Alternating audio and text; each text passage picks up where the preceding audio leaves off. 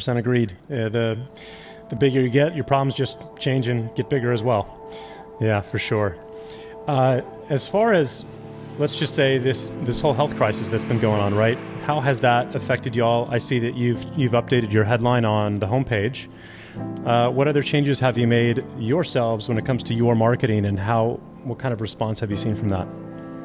Yeah, so I think that like as a bare minimum, if you're in a business that is, and every business is affected, some more so than others, is you have to make sure, like for instance, you mentioned that we updated our headline, right? So say for instance, if you have like, how to get 5 to 20 customers every single month, right? And the first thing that a prospect's gonna think about when they read that, yeah, that probably worked 8 weeks ago when it wasn't in COVID-19, when we weren't in this pandemic, when the economy hadn't grinded to a halt. So the first thing that you need to do is address that objection immediately, even in a pandemic, even during turbulent times, even during the coming recession, whatever it might be. Oh, okay, awesome, this is relevant. It still is going to work. Because everybody is always looking for that one excuse. Like the way that I think about it when people read my sales copy is that they have their mouse on the back button and they're looking for just one excuse to click that back button and to not have to read the rest of my sales message. So I need to be selling consumption all the way through my sales message in order to even get that thing read, because that's the number one objective, is just to get it read. So like people are so busy, right? We spoke about the marketing greats, right?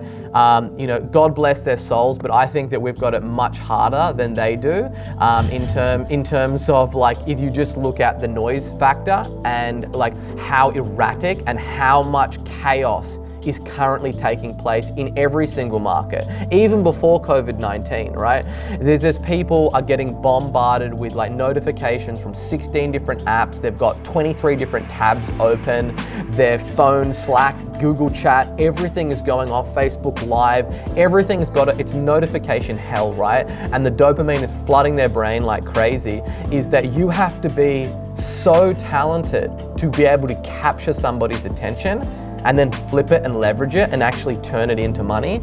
And that's a challenge that those guys didn't have, right? Most of those guys were writing direct mail letters and newspaper ads, where it's like just the way that people consume content was so much simpler than it is today. So if you're not addressing all of those things in all of your sales message, then the consumption is never going to be there. So I always imagine that like my prospect is in a car with a group of friends. The window is down, all the windows are down. They are blaring some Lil Wayne. They're all screaming, they're Facebook Living, they're vaping, and my sales message needs to grab them by the jugular and make all that outside noise and distraction of what's going on much more intriguing and interesting than all that chaos. So if you don't address that, you're gone. Hey guys, if you enjoyed this video, make sure that you click the like button and subscribe. We're dropping a video on YouTube every other day. And if you've got any questions about any of the content that I covered in this video, just basically leave a comment with hashtag heysabri in the comment section. And every week we're also trying to go through all those questions and get them answered. So go ahead, click subscribe, and we'll see you in the next video.